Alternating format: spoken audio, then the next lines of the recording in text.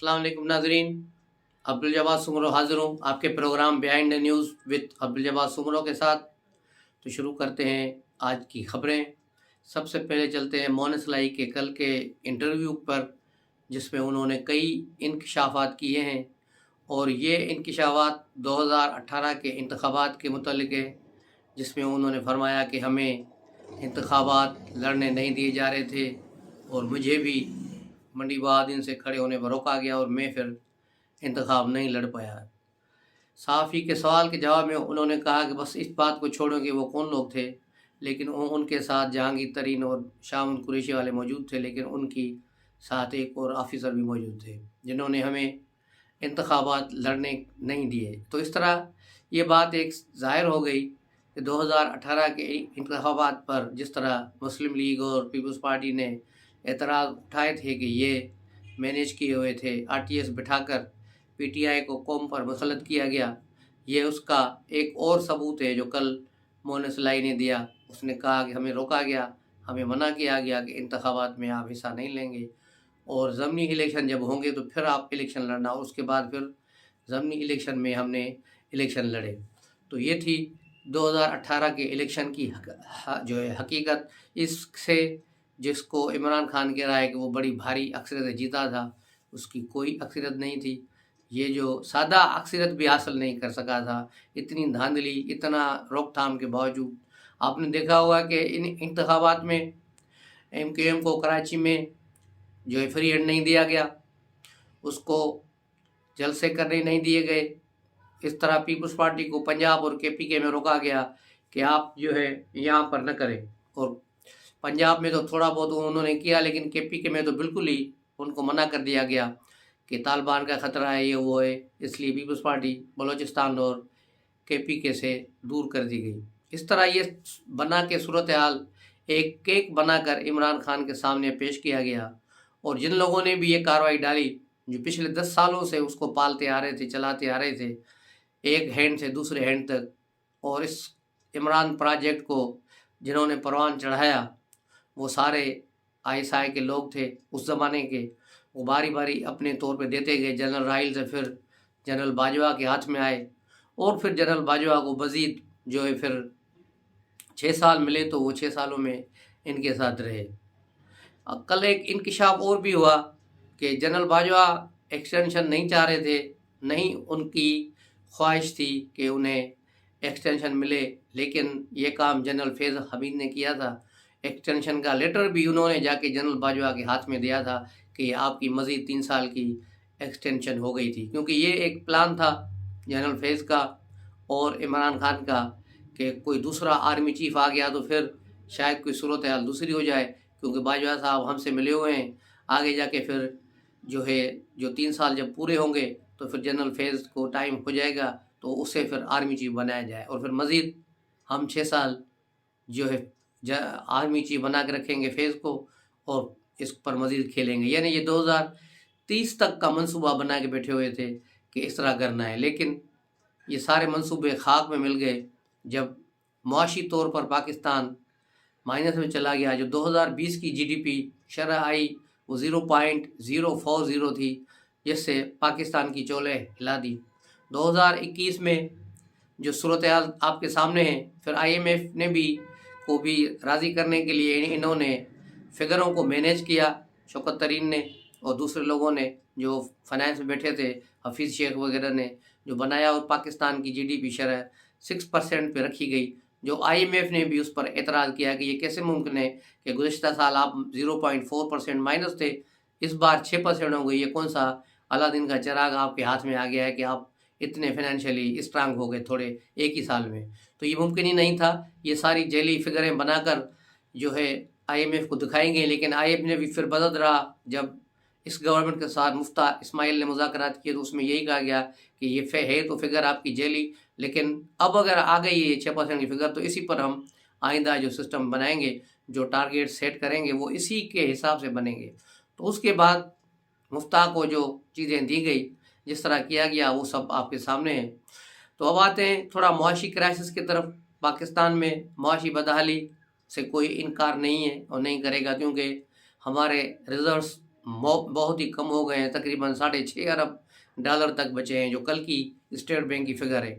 तो ये बहुत ही जो है सूरत हाल मुश्किल सूरत हाल है। इस पर रात भी एक डिबेट हो रही थी जिसमें ज़ुबैर मोतीवाला ने एक अच्छी तजवीज़ दी, और यही सूरत हाल वो बांग्लादेश की भी जो है रेफरेंस दे रहे थे कि वहाँ पे ऐसा है कि जो ओवरसीज़ से पैसे पाकिस्तान में आ रहे हैं, होम रेमिटेंस आ रही है, उस पर कम से कम आप इनको 7% ज़्यादा प्रीमियम दें। जितना भी पैसा आ रहा है, कोई $1,000 भेज रहा है तो उसको कम से कम 7% उसको ज़्यादा दिया जाए, ताकि ये पैसे बैंकिंग चैनल से आएँ, क्योंकि बाहर के चैनल से जो पैसे आ रहे हैं, अभी हुंडियों के ज़रिए पैसे आ रहे हैं ज़्यादातर, तो उससे पाकिस्तान को नुकसान हो रहा है, और बाहर से तकरीबन 10% उनको ज़्यादा मिल रहा है बैंक रेट से। तो इसलिए अगर बैंक रेट अनाउंस कर दिया जाए, फाइनेंस मिनिस्टर ऐसी पॉलिसी बनाए कि जो होम रेमिटेंस आ रही है उस पर 7% दिया जाए।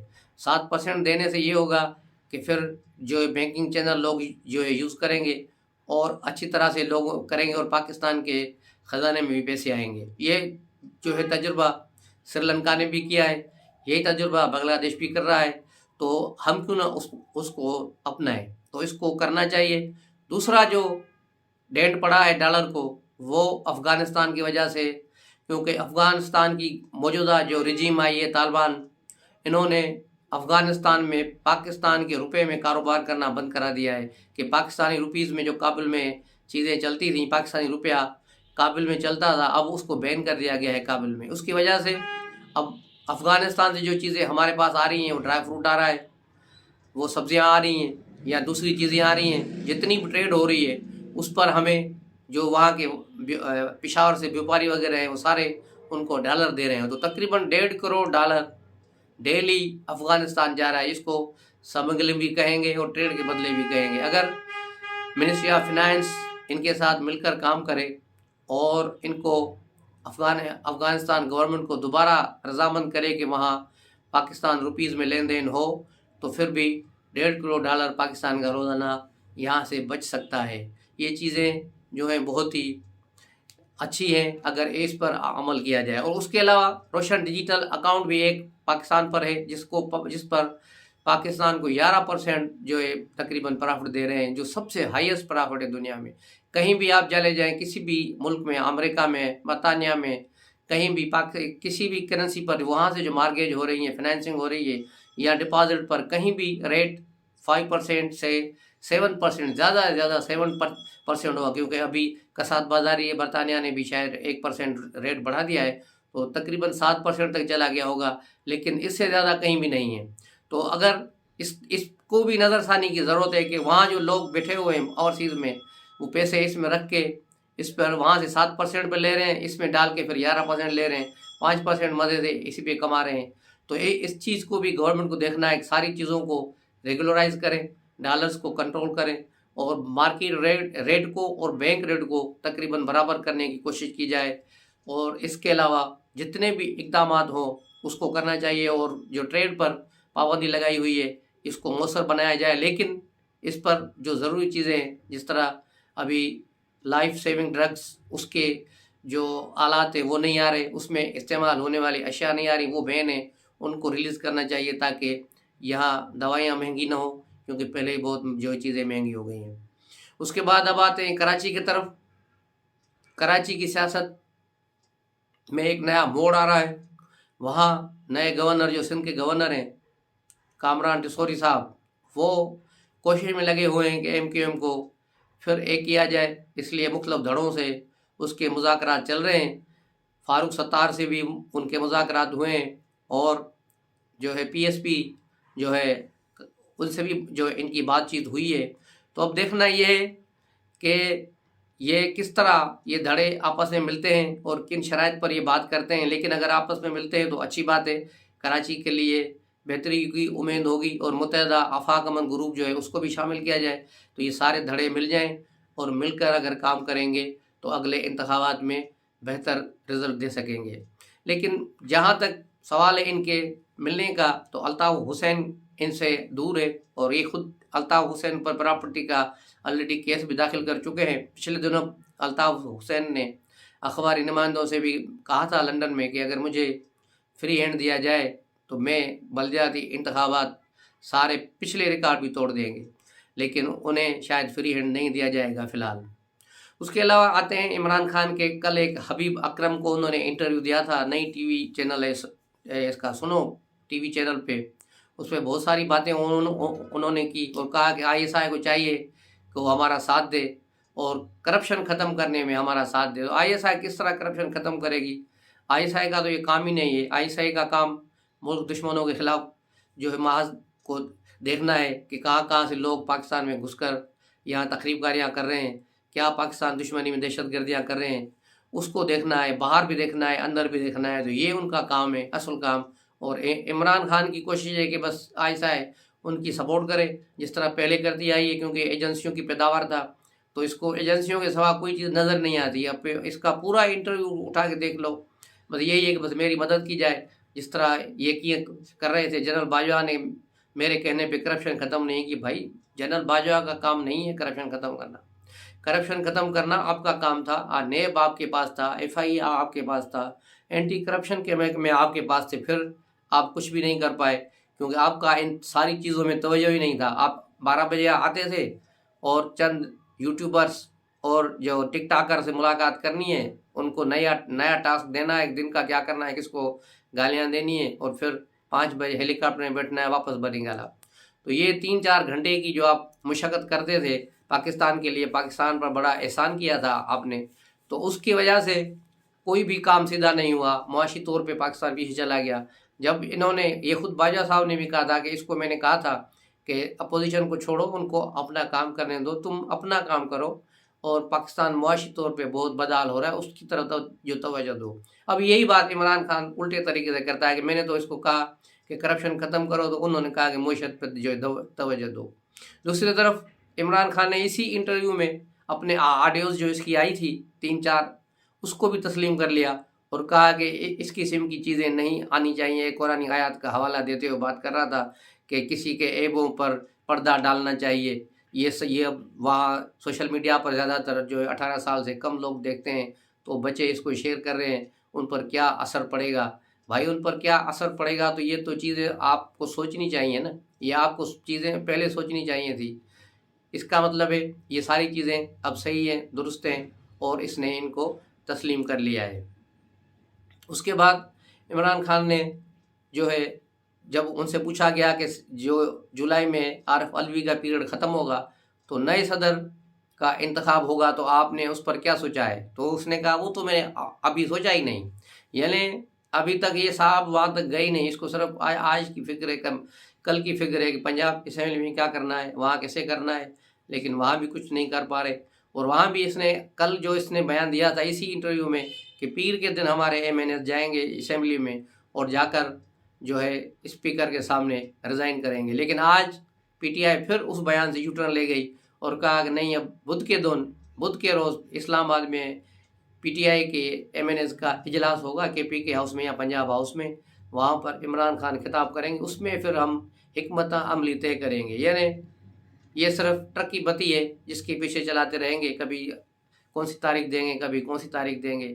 یہ نہ اسمبلیاں چھوڑنا چاہتے ہیں، نہ اسمبلیاں بیٹھنا چاہتے ہیں، یہ انتشار کی سیاست چاہتے ہیں، پورے ملک میں یہ انتشار پھیلا کر پاکستان کو معاشی بدحالی پر لے آئے ہیں، اور یہ اس کی پوری کوشش ہے۔ ہر جگہ بھی اس کی یہی بات ہوتی ہے کہ بس پاکستان سری لنکا بننے جا رہا ہے، پاکستان سری لنکا، اس کو بڑا شوق ہے پاکستان کو سری لنکا بنانے کا۔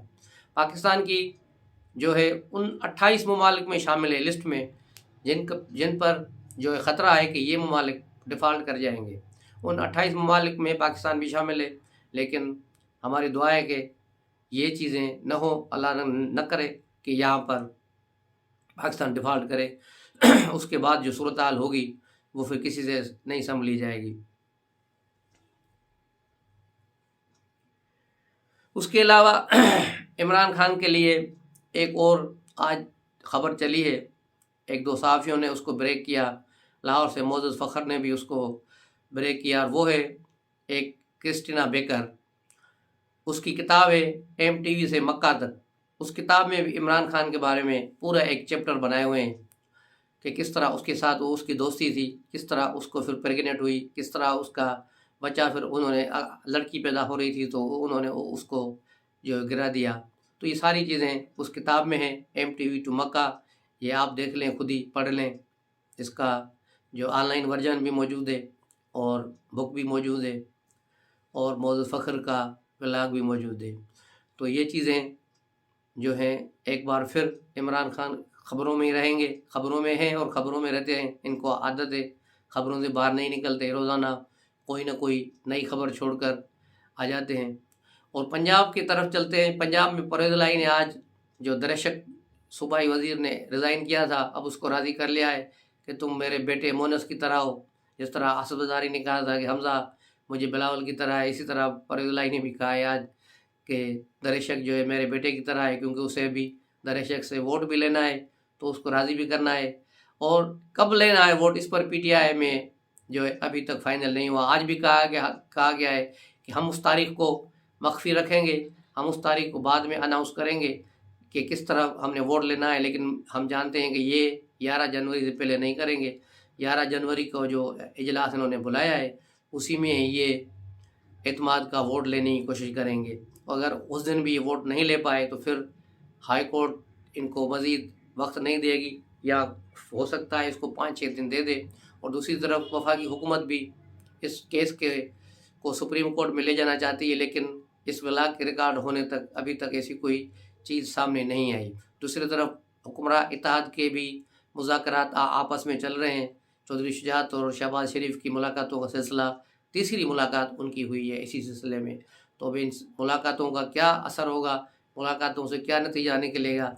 आसिफ ज़रदारी साहब भी वापस इस्लामाबाद चले गए हैं, क्योंकि सारी चीज़ें उन्होंने यहाँ चौधरी शुजात और उनसे जो तय कर ली हैं। अब मज़ीद जो मुज़ाकरात होंगे इस्लामाबाद में होंगे, क्योंकि 11 जनवरी में अभी काफ़ी दिन है। तो अब देखना होगा कि कहाँ तक सूरत हाल जाती है। तब तक इजाज़त दीजिए। अस्सलाम वालेकुम।